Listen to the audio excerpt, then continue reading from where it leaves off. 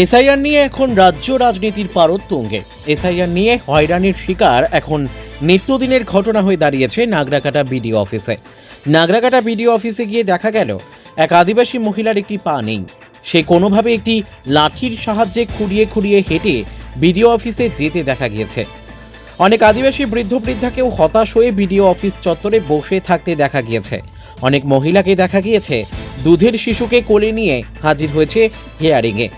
অনেকেই ভাবছেন এতদিন তো বেশ ভালোই ছিলাম, কিন্তু এমন হলো যে সকলকেই থাকার প্রমাণ দিতে হচ্ছে। বিশেষ করে বেশি বিপাকে পড়ে গিয়েছে আদিবাসী সম্প্রদায়ের মানুষেরা। অনেকের কাছে কোনো নথি নেই, অথচ কয়েক যুগ ধরে তারা এখানে বসবাস করছে। 2002 সালে নাম আছে, কিন্তু তাদের নামের সামান্য বানান ভুল, আর তাতেই বহু মানুষকে নোটিশ ধরিয়ে দেওয়া হয়েছে হিয়ারিংয়ের জন্য। এ নিয়ে অবশ্য তৃণমূল কংগ্রেস পুরোপুরি বিজেপির কেন্দ্রীয় সরকারকে বিরুদ্ধে অভিযোগ তুলেছেন।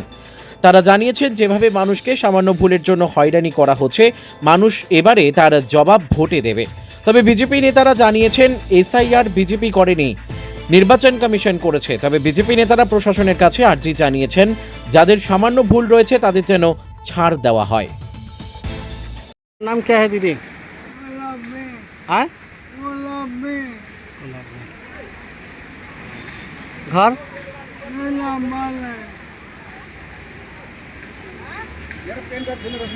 एक मिनट। हाँ ओके।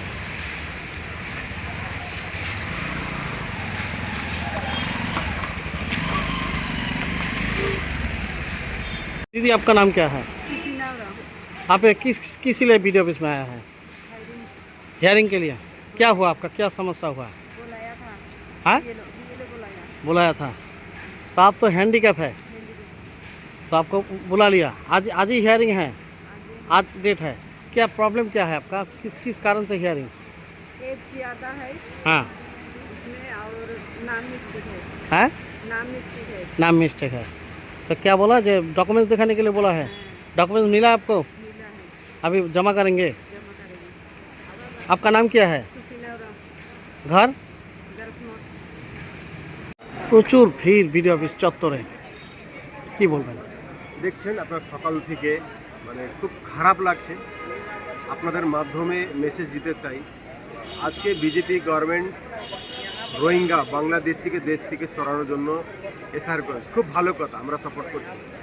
কিন্তু আপনি সকাল থেকে দেখছেন মিডিয়া মাধ্যম, কোন রোহিঙ্গা আছে দেখুন তো। ম্যাক্সিমাম যেখানে লোক আছে 80% আদিবাসীরা আছে। আদিবাসী কি বাংলাদেশ থেকে আসছে, না আফ্রিকা থেকে আসছে, না জার্মানি থেকে আসছে? মানে কি চাইছে গভর্নমেন্টটা, কি চাইছে মোদি গভর্নমেন্ট, কি চাইছে? আজকে হিয়ারিং হলো, হিয়ারিং হয়ে গেল, আবার এখন লজিক্যাল চলে আসছে। মানুষের প্রত্যেক আদিবাসীদের ভোটার কার্ডে একটা দুইটা স্পেলিং ভুল আছে, কেন ওরা পড়াশোনা নাই। যারা আধার কার্ড ভোটার কার্ড টাইপিং করে তারা ভুল করেই, আর ওদের কাছে বাগানে চাকরি করে বেচারা 7টার সময় যায়, 5টার সময় আছে, কারেকশন করাও সুযোগ পায় না। তার মধ্যে কি ওরা হিয়ারিং আসবে? এটা সরকার কি চাইছে বুঝতে পারছি না আমরা। আজকে বাংলাদেশি রোহিঙ্গা তুলে দিক, আমাদের কোনো অসুবিধা নেই, কিন্তু আজকে আদিবাসীদের দেখুন তো, কার পা নাই, কার ছোট বাচ্চা নিয়ে, কার বয়স হয়ে গেছে। আপনি দেখুন যত লাইনে দেখুন সব আদিবাসী, কিছু নেপালিরা আছে। কেন, কি চাইছে সরকার? এটা খুব খারাপ করছে। কিন্তু সরকার কি চাচ্ছে আমি জানি না, কি করতে চাইছে সেটাও সরকার হয়তো জানে না। আজকে বাকি স্টেটগুলো হচ্ছে না, পশ্চিমবঙ্গে কেন এরকম? আজকে আদিবাসীরা চা বাগান গড়েছে, আজকে 4-5 পুস্ত ধরে ওরা আছে এইখানে। ওরা কোথা থেকে আসে? ছত্তিশগড়, উড়িষ্যা, রাঁচি। ওরা তো বিদেশ থেকে আসে নাই, ওদের কেন হিয়ারিংয়ে ডাকা হবে? এটা রেজাল্ট কিন্তু আগামী দিনগুলোতে ভালো হবে, লোককে পয়সা দিতে হবে। এই বিডিও অফিসে হিয়ারিংয়ের জন্য দেখা যাচ্ছে প্রচুর প্রতিবন্ধী থেকে শুরু করে মানে বাচ্চা কোলে নিয়ে আসছে, কি বলবেন বিষয়টা? এখন তো আমরা তো বুঝতে পারতেছি না, হেয়ারিং যেভাবে আগে ছিল, আবার 22,000 মতন লোকের আবার হেয়ারিং লিস্টে নাম আসছে। মানে মানুষ পাগল মতন হয়ে গেছে। এই কাগজ নিয়ে হচ্ছে না, কোনো সময় বলে এই কাগজ দিয়ে হবে, ওই কাগজ খুঁজ করে নিয়ে আসতেছে মানুষ, কিন্তু তাও হচ্ছে না। মানে একদম অবস্থা খুব খারাপ আছে মানুষের। এটা সেজন্য আমরা আজকে তাদের সঙ্গে এখানে দাঁড়ানো আছে, দেখতেছি কতটুকু সম্ভব তাদের ভোটে না কাটো। তো সেজন্য আমরা বিডিও অফিসে আসছি, দেখতেছি এখানে অনেক প্রচুর লোক আছে। 23,000 সামথিং লোকের হেরিং লিস্টে নাম আসছে। এবার আবার আসবে নাকি দেখি, এটাই আছে। কি নাম আপনার? আমার কাজী পান্ডে, ব্লক সভাপতি। ভিডিও অফিসে প্রচুর ভিড়, কি বলবেন? আমি এইটাই বলবো, কি বলে আমি এইখানে আইসে আমাকে সব থেকে বেশি দুঃখ লাগার মেন কারণ হইল আমি দেখলাম মোটামুটি 60-65-70 বছরের মহিলারা লাইনে লাগা আছে। হ্যাঁ, আজকে ওনার এই কি বয়স, কাগজ টাগজ দেখানো, এটা একটু আমাকে অনেক খারাপ লাগলো। বাকি লোকগুলোকে এরকম হেজানো পড়ে।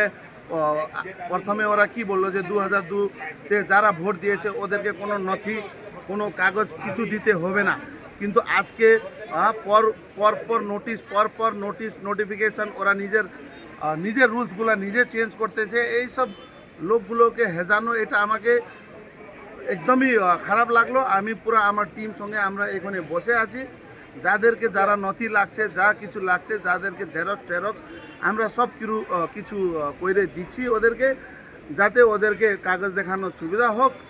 আর আমি এইটাই আশা করি যে এখন এতদিন হয়ে গেছে, আর বেশি লোকগুলোকে হেজানো বন্ধ করুক বলে আমি এইটাই আগ্রহ করব।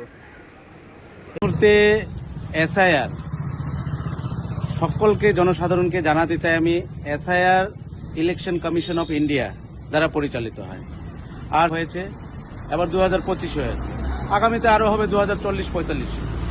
আর সেটা কোনো পার্টি দ্বারা পরিচালিত নয়, এটা ইলেকশন কমিশন অফ ইন্ডিয়া দ্বারা পরিচালিত। আর সেখানে আমরা যারা এখন প্রত্যেকটা জনসাধারণের কাছে যে এসআইআর প্রক্রিয়া চলার কারণে যারা অসুবিধার সম্মুখীন হচ্ছে, হয়তো কিছু কারো 2002-এর লিঙ্কেজের জন্য তাদেরকে ডাকা হচ্ছে নোটিশে, কারো হয়তো তাদের স্পেলিং মিস্টেকের জন্য যে লজিক্যাল ইরর যেটা দেখাচ্ছে তার জন্য ডাকা হচ্ছে, সে নিয়ে আমরা প্রশাসনকে বলেছি কারো যদি বাংলাটাও ঠিক থাকে, ইংলিশটাও ভুল থাকে, সেক্ষেত্রে তাদেরকে ছাড় দেওয়া হোক।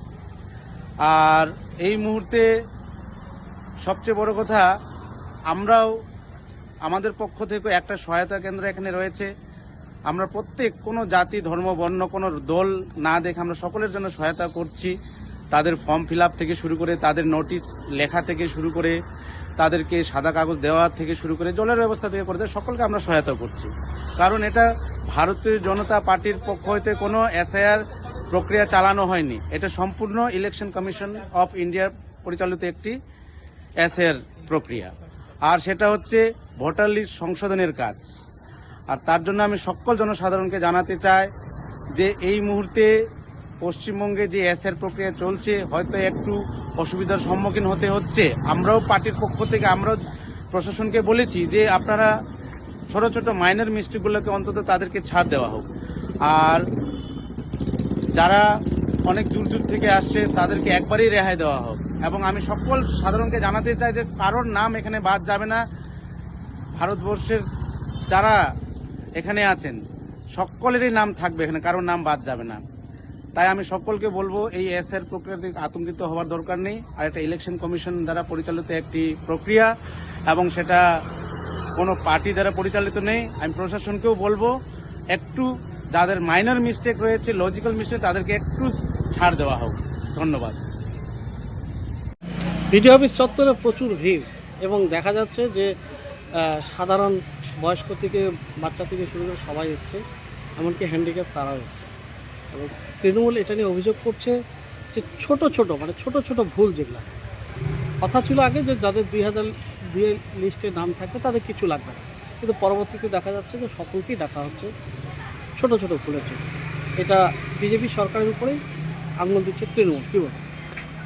দেখেন, সবার আগে আমরা বিজেপি পার্টি থেকে আমরা বলতে চাই যে এটা তো পার্টি করাচ্ছে না, এটা তো ইলেকশন কমিশন অফ ইন্ডিয়া করাচ্ছে, ঠিক আছে? তাহলে ওদেরকে সবাই প্রথম আমরা এটাই বলতে চাই যে ইলেকশন কমিশন অফ ইন্ডিয়া যেটা করাচ্ছে এটা সবাইকে মানতে লাগবে, ঠিক আছে? এখন আপনি যেটা বলছেন যে 2002-এর নামে যেটা ছিল, 2002-এর নামে অনেক সময় যেখানে বাবার নাম, মায়ের নামে যেখানে বাংলা উচ্চারণ করার সময় একটা নাম হয়, ইংলিশ উচ্চারণ করার সময় একটা নাম হয়, তখন বানানটা একটু ভুল হয়ে যায়। সেইরকমই এখন অনেক কেসে সেরকম আসছে, এখানে আমরা দেখতেছি যেরকম লোক আসতেছে সেরকম আমরা হেল্প করতেছি এখান থেকে। মানে যাতে তাদের নামটা না কাটা যায়। হ্যাঁ, নামটা না কাটা যায়। আচ্ছা, এই ছোট ছোট বানান ভুলের জন্যও কি নাম কাটা যায়? হ্যাঁ, যখন মিস ম্যাচ বলতেছে বিএলওদের সঙ্গে যখন জিজ্ঞেস করতেছি আমরা, ওরা বলতেছে যে একটা ওয়ার্ড কোথাও মিস্টেক হলে ওদেরকে ডাকা হচ্ছে।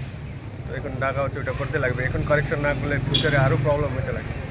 এই কাজটা যদি আগে হইতো তাহলে এখন লোককে তো হয়রানি হতো, মানে আরও আগে হলে ভালো হতো। আরও আগে হলে ভালো হতো। তা এখন পেপারটা তো বানাই লাগবে না। এখন এসআর হচ্ছে, এর আগে হয়েছিল 2002-এ, আবার 20-25 বছর পরে হবে। তখন যদি আরও মানে মানুষের হ্যারাসমেন্ট না হয়, সেজন্য এখন এটা করলে ভালো হতো। আপনার নাম ডেজিগনেশন? আমার নাম ওম প্রকাশ রায়, আর আমি জেন্ডার এসআইআর নিয়ে প্রচুর মানুষ বিডিও অফিস চত্বরে হ্যান্ডিক্যাপ থেকে শুরু করে সকলেই হ্যারাসমেন্ট হচ্ছে, এটা অভিযোগ তৃণমূলে, কি বলবেন? देखिए, विशेष रूप से इलेक्शन कमीशन द्वारा बोला गया है कि हैंडीकैप और 80 प्लस जो एज का है उनको आना नहीं पड़ेगा। उनको बीएलओ द्वारा घर पे ही एसआईआर का वेरिफिकेशन हो, हेयरिंग का हो, ऐसा कुछ इलेक्शन कमीशन द्वारा बोला गया है। तो ऐसा नहीं है, कुछ जिन्हें खबर नहीं मिला है वो लोग आए हुए हैं। लेकिन मैं बोलना चाहूँगा कि अभी जो इलेक्शन कमीशन बोला है 80 साल के ऊपर और जो हैंडीकैप है उनको यहाँ पे आना नहीं पड़ेगा। वो एक एप्लीकेशन कर दे तो, या फिर हमें सूचना दे, हम यहाँ से बोल देंगे या फिर एप्लीकेशन करवा देंगे कि उनका आना नहीं पड़ेगा। तो ये माने बिना जानकारी के लिए हैरासमेंट हो रहा हाँ जी, बिना जाने के। है। आपका नाम डेजिग्नेशन? जी, मेरा नाम अमित बुजल, मैं नागरकटा 1 नंबर मंडल वाइस प्रेसिडेंट।